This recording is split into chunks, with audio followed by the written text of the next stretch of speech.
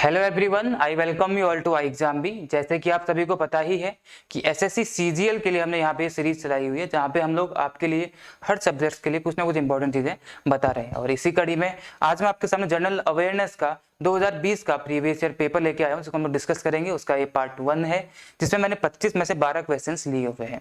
Part 2 में हम लोग आगे क्वेश्चंस की बात करेंगे और आगे आने वाले वीडियोस में हम इसी तरीके से आपके लिए इंपॉर्टेंट चीजें लेके आएंगे जहाँ पे हम लोग पर्टिकुलर टॉपिक या सब्जेक्ट्स को लेकर के एमसीक्यूज के फॉर्मेट में तैयारी करेंगे। और स्टैटिक जीके हम लोग इस चैनल पे पर्टिकुलर अच्छी तरीके से तैयारी करेंगे ताकि आपका कोई भी पोर्शन एग्जाम में छूटे ना। आपको पता होना चाहिए स्टैटिक जीके और करंट अफेयर्स का जो पोर्शन होता है आपकी जनरल अवेयरनेस के लिए बहुत इंपॉर्टेंट होता है और मैक्सिमम पार्ट को कवर करता है। तो उसको हम लोग यहाँ पे ट्राई करेंगे कि हम लोग इस चैनल के माध्यम से आपको वो बताने का ट्राई करेंगे। साथ ही साथ इस तरीके से पीवाईपी के माध्यम से और एमसीक्यूज के माध्यम से आपको क्वेश्चन की प्रैक्टिस यहाँ पे कराई जाएगी। तो बिना टाइम जाया करते हुए हम बात करते हैं आज के वीडियो की, जहाँ पे 2020 का पेपर मैंने लिया है जनरल अवेयरनेस का और उसका पहला क्वेश्चन जनरल अवेयरनेस का ये था उस समय पे, जो कि है in which of the following years was the planning commission of India setup. Bharat की आजादी के बाद प्लानिंग कमीशन इंडिया बनाया गया था, जो कि मॉडल प्लानिंग के लिए बनाया गया था। आपसे पूछा जा रहा है कि कौन से ईयर में, 1945, 1950, 1958 या 1962 में इसको सेटअप किया गया था। तो ये कब किया गया था, बहुत बेसिक आंसर है इसका। 15 मार्च 1950 को इसको सेटअप किया गया था। After the independence of India formal model of planning was adopted, जिसका जो हेड था, मतलब ये डायरेक्टली किसको रिपोर्ट करते थे, प्राइम मिनिस्टर ऑफ इंडिया को सीधे रिपोर्ट करते थे। और पंडित जवाहरलाल नेहरू जो थे इसके पहले चेयरमैन बने थे। ठीक है, ये था हमारा क्वेश्चन। ऑप्शन नंबर 2 इसका आंसर हो जाएगा 15 मार्च 1950 को। अगला क्वेश्चन क्या था, Baghmara pitcher plant sanctuary is located in which of the following states. Baghmara जो पिक्चर प्लांट सेंचुरी है इनमें से किस स्टेट्स में ये लोकेटेड है। इसके लिए आपको पता होना चाहिए कि बाघमारा है कहाँ पे। ऑब्वियसली आपका जो नॉर्थ ईस्ट वाला रीजन हमारे देश का, जहाँ पे गारो खासी जयंतिया हिल्स आपको देखने को मिल जाती है, उसी में से जो गारो हिल्स है, गारो हिल्स का सदर्न पार्ट है जो कि मेघालय में ऑब्वियसली लाई करता है।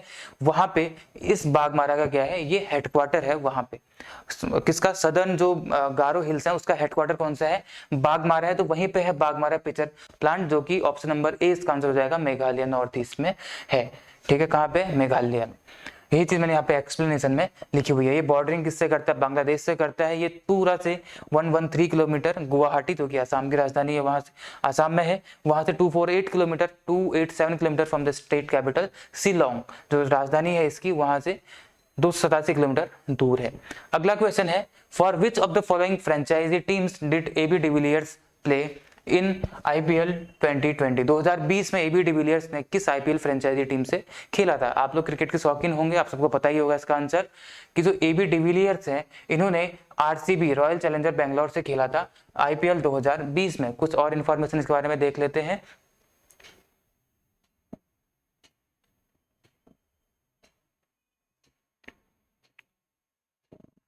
अगला क्वेश्चन है, Who won the Toyota Thailand Open Women's Singles title in Bangkok in January 2021। ये पिछला क्वेश्चन और ये वाला क्वेश्चन उस टाइम के करंट अफेयर्स थे। तो Who won the Toyota Thailand Open Women's Single titles in Bangkok in January 2021 में किसने जीता था, पीवी संधू, ताई जू यिंग, कैरोलिना मारिन या अश्विनी पोनप्पा।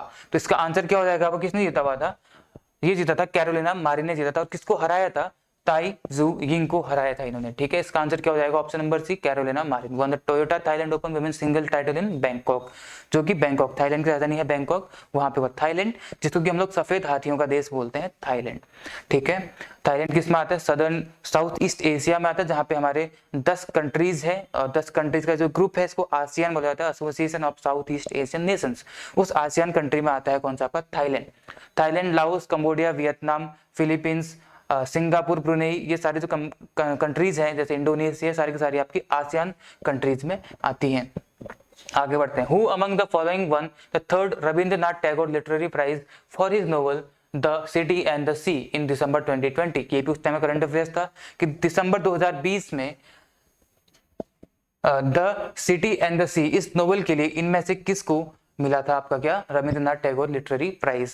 तो ये बुक किसकी है आपको बता देता हूँ, option number B, Raj Kamal Jha की ये बुक है। इस नोवेल है, इस नोवेल में जो 2013 में जो निर्भया रेप कांड हुआ था, गैंग रेप हुआ था, उसको लेकर के इन्होंने बताया था। तो उस राज कमल झा इनको दिया गया था इसके लिए, which is based on the December 2020 2012 Nirbhaya rape and murder case, इस बारे में ये नोवेल बताती है।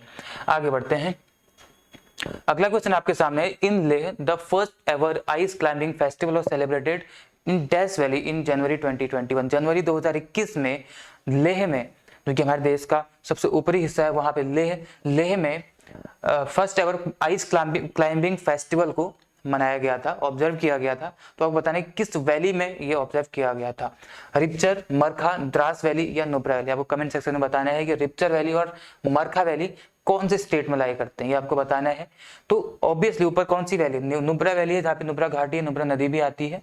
ऑप्शन नंबर सी नुब्रा घाटी, वहां पे इस आइस क्लाइंबिंग फेस्टिवल को सेलिब्रेट किया गया था पहली बार। कहाँ पे, लेह में। अगला क्वेश्चन है, Which of the following is not a town or city on the west coast of India? Question आपके लिए छोड़ा हुआ है कि इनमें से वो कौन सा सिटी या टाउन है जो कि भारत के पश्चिमी घाट में स्थित नहीं है। इज नॉट अ टाउन, जो कि स्थित नहीं है, वेस्ट कोस्ट में स्थित नहीं है, ये आपको बताना। आप लोग कमेंट सेक्शन में इसका आंसर दे देंगे। आगे बढ़ते हैं। अगला क्वेश्चन क्या है, अगला क्वेश्चन है, विच of the following places is famous for copper mine. Copper mine के लिए, कॉपर की जो माइनिंग होती है उसके लिए इनमें से कौन सा स्थान फेमस है, गया, खेत्री, सतना या फिर खेंजर। ठीक, कौन सा इसमें से फेमस है, आपको बता देता हूँ इसका आंसर क्या हो जाएगा। आपको ऑप्शन नंबर बी खेत्री हो जाएगा। कहाँ पे है, राजस्थान में है। राजस्थान का जो खेत्री है, ये स्थान तांबे की खान के लिए प्रसिद्ध है। Khetri is a town in the Jhunjhunu district of Rajasthan. Khetri situated at the foothills of Aravali ranges. Aravali ranges जो कि राजस्थान में लाई करती है। वहां पे जब हमारा मानसून आता है तो मानसून जिस दिशा में जाता है उसके पैरेलल अरावली रेंजेस लाई करती है, इसी वजह से राजस्थान में वर्षा नहीं होती। ये हम लोग आगे की वीडियोस में जानेंगे इसके बारे में, मानसून वगैरह सारा हम लोग पढ़ेंगे इस पर। ठीक है, तो खेत्री है तांबे की खान के लिए प्रसिद्ध। उसके बाद अगला क्वेश्चन देखते हैं, question number 9, which of the following is a process in which hot less dense materials rise upward and are replaced by the colder more dense materials. आपको बताना है कि इनमें से वो कौन सी प्रोसेस है जिसमें गर्म या फिर कम सघन, जिनकी डेंसिटी कम होती है, सघनता जिनकी कम होती है, वो पदार्थ ऊपर की ओर आते हैं, और जिनकी सघनता ज्यादा या फिर जो ठंडे होते हैं वो नीचे की ओर मूव करना शुरू कर देते हैं। तो इनमें से वो कौन सी प्रोसेस कहलाती है, कंडेंसन, कंडक्शन, रेडिएशन और कन्वेक्शन। फिजिक्स में आपने जरूर ये 11th-12th क्लास में पढ़ा होगा, कंडक्शन, कन्वेक्शन, रेडिएशन, ये सारी की सारी चीजें पढ़ी होंगी। तो इन्हीं में से जब कंडक्शन की हम बात करते हैं तो कंडक्शन में क्या होता है, जो हीट का ट्रांसफर होता है, जो ऊष्मा का संचरण होता है, वो किस तरीके से, जैसे मान लीजिए ये कोई पदार्थ है, इसमें हीट का ट्रांसफर, लोहे की रॉड मान लीजिए, अगर इसमें हीट का ट्रांसफर होगा तो कैसे होगा, इसके पार्टिकल्स है, मान लीजिए पार्टिकल से मिलकर बना हुआ है, सपोज कि ये पार्टिकल्स हैं, तो इस कोने से इस कोने तक गर्म होने के लिए कि अगर कंडक्शन के माध्यम से गर्म हो रहा है तो कैसे होगा।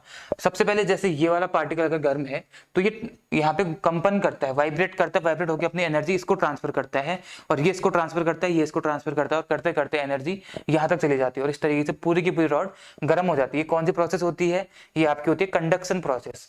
कंडक्शन प्रोसेस में पार्टिकल्स मूव नहीं करते हैं बल्कि वाइब्रेट करते हैं अपने स्थान पे, और वाइब्रेशन के माध्यम से एक स्थान से दूसरे स्थान तक ऊर्जा का संचरण इसमें होता है। उसके बाद आती है कन्वेक्शन। कन्वेक्शन के लिए पहली बात आपको याद रखना है, जिसको हम लोग हिंदी में संवहन बोलते हैं।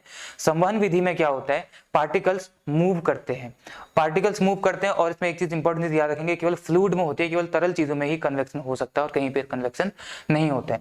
तो जब पार्टिकल्स मूव करते हैं तो क्या होता है इसमें, जैसे आप लोग पानी को गर्म करते होंगे बाल्टी में वो रॉड डाल करके, तो वो संवहन विधि से ही गर्म होता है।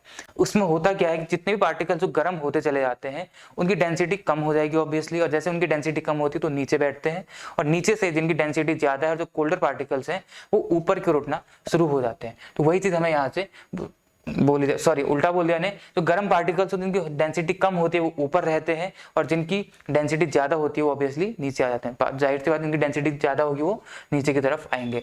तो कौन सी विधि हो जाएगी, ये वाली संवहन विधि कहलाएगी। बेसिक डिफरेंस दोनों में क्या है कि संवहन विधि में पार्टिकल्स मूव करते हैं, लेकिन कंडक्शन में जो कि चालन विधि कहलाती है वहां पे पार्टिकल्स मूव ना करके केवल वाइब्रेट करते हैं। एक होती है रेडिएशन, रेडिएशन जैसे सनलाइट आप तक पहुंच रही है, इसके लिए किसी भी मीडियम की जरूरत नहीं होती है। ठीक है, इसका आंसर क्या हो जाएगा आपका कन्वेक्शन हो जाएगा। आगे बढ़ते हैं, अगला क्वेश्चन है कि Gurudwara Patalpuri Sahib is located on the bank of river. Gurudwara Patalpuri कहाँ पे है? करतारपुर में है। और करतारपुर में है तो वहां पे ऑब्वियसली कौन सी नदी बह रही होगी? सतलज बह रही होगी। और सतलज नदी कहाँ पे? ऑप्शन नंबर सी में इसका आंसर हो जाएगा। उस तरफ जाने वाली एक नदी ब्यास भी है, लेकिन ब्यास इसका आंसर नहीं है, सतलज नदी, क्योंकि ये जो गुरुद्वारा है करतारपुर में है और करतारपुर सतलज नदी के किनारे है। आगे बढ़ते हैं। Who among the following was one of the founders of the Hindustan Republic association? जब नॉन कॉपरेशन मूवमेंट, जो असहयोग आंदोलन था, जब उसको वापस ले लिया गया था गांधी जी के द्वारा, उसके बाद जो रिवोल्यूशनरी एक्टिविस्ट थे उन्होंने अपना एक गुट बनाया जो कि क्या था? हिंदुस्तान रिपब्लिक एसोसिएशन था। एक्चुअली इसका नाम क्या था? हिंदुस्तान सोशलिस्ट रिपब्लिकन एसोसिएशन था, जो कि बाद में इस नाम से चेंज हुआ था। तो इसको बनाया किसके द्वारा गया था? HSRA, सोशलिस्ट रिपब्लिकन एसोसिएशन जो था, ये किसके द्वारा बनाया गया था? चंद्रशेखर आजाद, भगत सिंह, सुखदेव थापर, कुछ और लोग थे। जो मेन नाम क्या है? ये तीन है, चंद्रशेखर आजाद, भगत सिंह और सुखदेव थापर, इनके द्वारा बनाया गया था HSRA। कब बनाया गया था? नॉन कॉपरेशन मूवमेंट, असहयोग आंदोलन को वापस ले लिया गया था, उसके बाद इन रिवोल्यूशनरी एक्टिविस्ट ने इसको बनाया था। तो कौन कौन थे? HSRA पर भगत सिंह, राम प्रसाद बिस्मिल, SC बोस, लक्ष्मी सहगल, ये सारे के सारे लोग थे इसमें। तो आपसे क्या पूछा जाए संस्थापकों में से कौन से थे इसमें से? तो ऑप्शन नंबर ए हो जाएगा, राम प्रसाद बिस्मिल। इसका आंसर क्या हो जाएगा? राम प्रसाद बिस्मिल थे, बाकी ये तीन इसमें नहीं थे। ठीक है, आगे बढ़ते हैं। Who among the following had written Kitabul Hind that gave an incisive description of early 11th century of India? तो किताबुल हिंद किसने लिखी थी? बेसिकली आपसे ये पूछा जा रहा है। किताबुल हिंद बहुत ही फेमस बुक है, कई बार एग्जाम में पूछा गया है। किसने लिखी थी ये वाली बुक? अल बरूनी। ठीक है, अल बरूनी ने लिखी थी किताबुल हिंद। अल बरूनी के बारे में थोड़ा सा जान लेते हैं। He is considered father of modern geodesy. इसके फादर कहलाते हैं कौन? Al Biruni. Kitabul Hind is an Arabic book authored by Al Biruni in 11th century. कहाँ से आए थे? अरेबिया से आए थे, तो अरेबिक बुक है, अरेबिक भाषा में लिखी गई थी। Kitabul Hind is also known by the Tarikul Hind. इसको तारिकुल हिंद के नाम से भी जाना जाता है। The book deals with the caste system in India.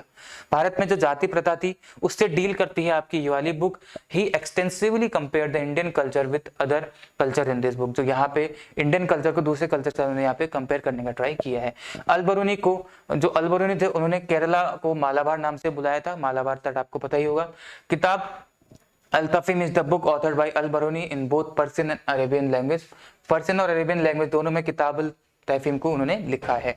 He travel to the Indian subcontinent 1017। इस सन में भारत में इंडियन कॉन्टिनेंट में आए थे। ठीक है, notable work of Al Biruni are the remaining science of past centuries, gems, ठीक है, मसौदी कैनन, और ये सारी चीजें उनके इंपॉर्टेंट वर्क्स, उनके जो इंपॉर्टेंट काम है, ये कभी भी पूछे जाते हैं तो आप इनको नोट कर सकते हैं। अल बरूनी क्या थे? एक ईरानियन स्कॉलर थे, ईरान से आए थे अल बरूनी। तो ये थे आज आपके 12 क्वेश्चन, जो कि 2020 का जो PY था SSC CGL का, वहां से मैंने लिए थे। इसी तरीके से इसका पार्ट 2 लेके आएंगे, जहां पे हम लोग बाकी के 12 क्वेश्चन की बात करेंगे। उसके बाद हम कुछ इसमें बात करेंगे इंपॉर्टेंट टॉपिक्स को लेकर के, कुछ इंपॉर्टेंट टॉपिक्स जिनके MCQs आपसे बन सकते हैं, उन सब चीजों की बात करेंगे। तो फिर मिलेंगे आपसे नेक्स्ट वीडियो में, तब तक अपना ध्यान रखिएगा। Thank you all.